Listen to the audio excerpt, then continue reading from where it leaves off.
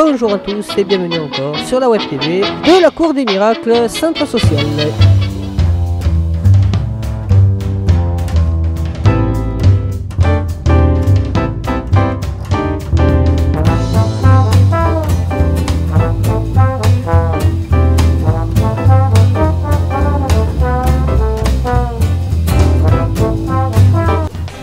La retraite présente un risque. Ce risque, c'est de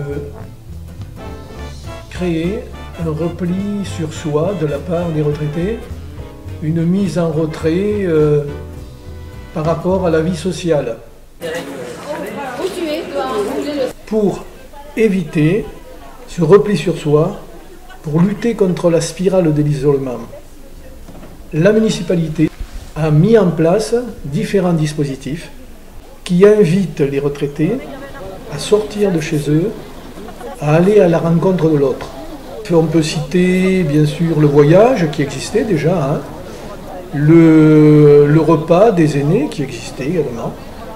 Et autour de ça, nous avons enrichi ces rencontres par une semaine d'animation qui rentre dans le cadre de la semaine nationale que l'on appelle Semaine Bleue.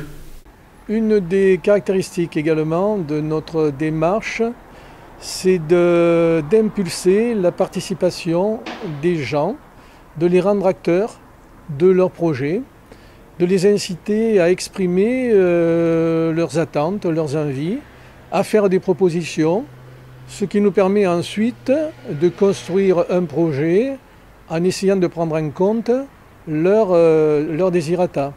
L'idée, c'était, au travers de cette rencontre, d'échanger, de discuter avec vous sur le voyage passé et sur le voyage futur et les différents projets que l'on pouvait mettre en place tout au long de l'année. Le mot le plus long. D'accord. La malade de Saint-Pierre, au Kilar.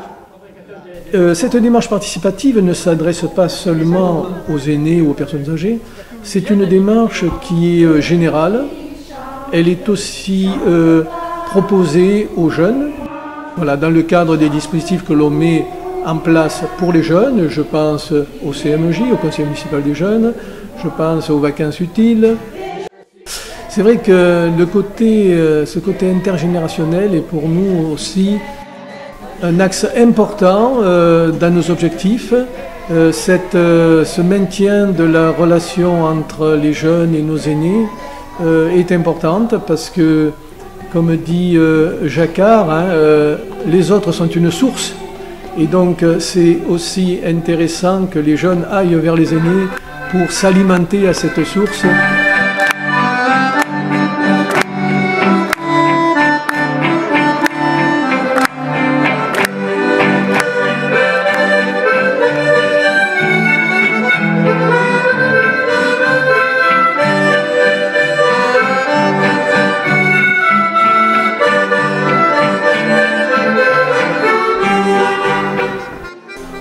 À la suite d'un constat là aussi, où on s'est rendu compte que les retraités aimaient chanter et qu'ils avaient envie aussi de faire partager aux autres ce plaisir de la chanson, mais aussi de la poésie, de la musique.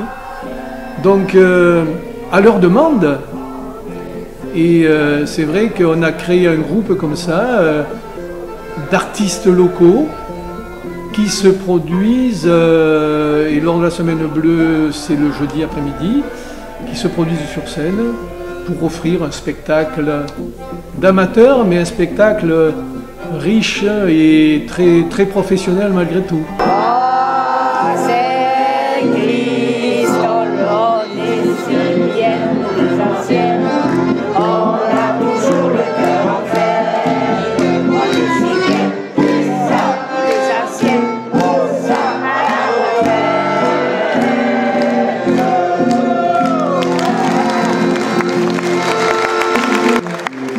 Pour préparer cette semaine bleue, il y a toute une équipe derrière, plein de petites mains qu'on ne voit jamais. Il y a une équipe importante, une équipe de gens dévoués, d'élus qui sont autour de moi, de membres de la société civile aussi, membres du CCAS.